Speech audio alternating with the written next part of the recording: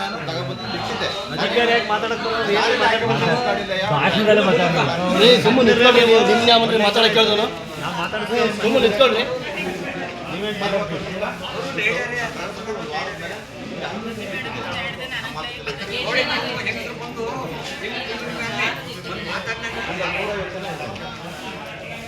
ಒಂದು ವಾರ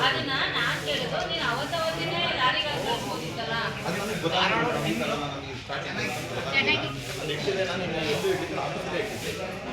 ನಾನು ನಮ್ಮ ಕಡೆಗೆ ಇನ್ನೂ ಲೋಡ್ ಮಾಡ್ತೀನಿ. ನಾನು ಎಲ್ಲೂ ಇಟ್ಟಿಲ್ಲ, ಇನ್ನೂ ಇಲ್ಲ. ಯಾವ ರೈತರ ಹೆಸರು ಕಳಿಸಿದ್ರೆ ಹೇಳಿ ಅದನ್ನ. ನಮ್ಗೆ ತೂಕ ಕಮ್ಮಿ ಬಂದಿದ್ದು ಉಳಿತಲ್ವಾ ಹಾಗೆ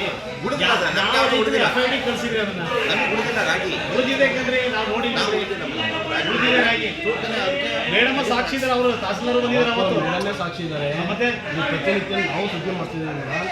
ಇದು ಹೇಳ್ತಿರೋದಲ್ಲ, ರವಿ ಹೇಳ್ತಿರೋದು ಸುಳ್ಳು, ಫೇಕ್. ಅದು 41 ಚೀಲ ರಾಗಿ ಒಬ್ಬ 150 ಜನ ರೈತರ ಹತ್ರ ರಾಗಿ ಅಳಿಸ್ಕೊಂಡ್ರೆ ಒಬ್ಬನ ಹತ್ರನೂ 1 kg ಅಂತ 1-2 kg ಅಂತ ಕೆಳಗೆ ಚೆಲ್ಲಲ್ಲ.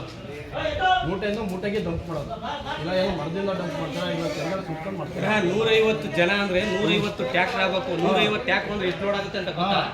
150 ಜನ ಅಂದ್ರೆ 150 ಟ್ಯಾಕ್ಟರ್, 150 ಟ್ಯಾಕ್ಟರ್ ಲೋಡ್ ಇದೆ. 150 ಟ್ಯಾಕ್ಟರ್ ಮುಂದೆ ಇಲ್ಲ, 150 ಟ್ಯಾಕ್ಟರ್ ಬಂದಿಲ್ಲ. ಏನು ಇದು?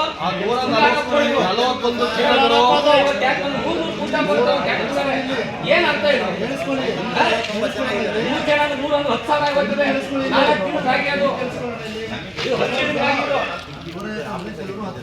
ಅಣ್ಣ ನನಗೆಲ್ಲ ಕೊಲೆ ಅಣ್ಣ ಅವರೇಜು ನಾನು ಲೆಕ್ಕ ಹಾಕಿದ್ದೀನಿ. ಇಲ್ಲಿ 1000 ಎಷ್ಟು 1,000 ಚಿಲ್ಲರೆ ಜನ ಏನಿದ್ದಾರೆ, 2,000 ಜನ ಇದ್ದಾರೆ, 1,900 ಜನ ಇರೋದು.